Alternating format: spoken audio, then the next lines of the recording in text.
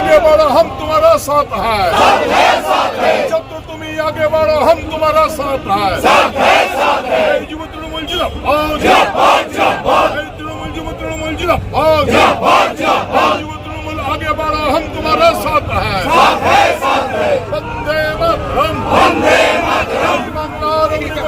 আজকে আপনারা জানেন বাংলাকে বিভিন্ন রকম ভাবে বেইজ্জত করার জন্য রাম বামের যে চক্রান্ত 26,000 শিক্ষকের চাকরি যেভাবে এরা প্ল্যান মাফিক যেভাবে যারা ষড়যন্ত্র করে মানুষকে পথে বসিয়েছে তার জন্য গোটা বাংলা ছাত্র যুব আজ পথে নেমেছে। একদম আমরা থেমে থাকবো না। ওই শিক্ষকদের মুখে হাসি ফোটা না পর্যন্ত বাংলার মানুষ ওই শিক্ষকদের পাশে থাকবেন।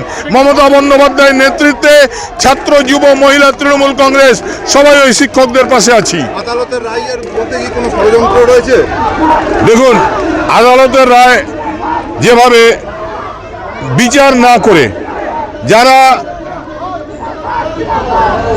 সবাইকে যোগ্য মানুষদিকে বাদ দিয়ে যেভাবে আদালতের রায় হয়েছে তাতে মানুষ দুঃখ পেয়েছে, কষ্ট পেয়েছে এবং মানুষের প্রতিকার চাইছে। দেখুন, এ তো ওপেন সিক্রেট। যারা এই ষড়যন্ত্রের নায়ক তারা নিজেদের বিবেক দংশনে ভুগছে। তারা বৃষ্টির মধ্যে যে পরে ক্ষমা চাইতে যাচ্ছে। তারা বুঝতে পারছে যে ভবিষ্যৎ প্রজন্ম তাদেরকে ক্ষমা করবে না, তাই তো হয়তো ছাত্র জীবন রাস্তায় নেমেছে। এটা তো ওপেন সিক্রেট। মা আমার রাম মিলে এই ষড়যন্ত্র ঘটিয়েছে। চুলিদের লাজ লজ্জা বলে কিছু নেই। সুপ্রিম কোর্টের রায়ে চাকরি গেছে 26,000।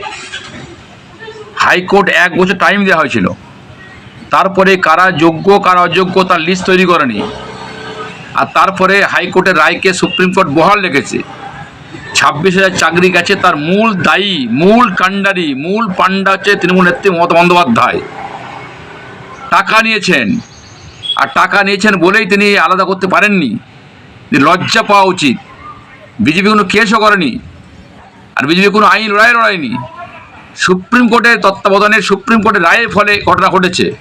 লজ্জা করে না রাস্তা নামতে, মানুষকে ভুলিয়ে দেওয়া